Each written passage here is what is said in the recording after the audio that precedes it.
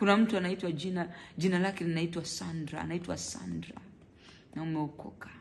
Sandra, umeokoka. Umeokoka. Sandra, uliokoka. Mungu anasema who are you? Who are you? Kukutoa huko aliko kutoa mpaka kukupa neema ya kuokoka na maisha ulionayo sasa hivi.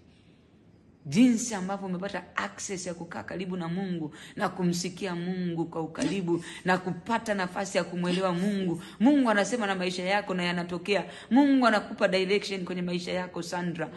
Who are you? Who are you?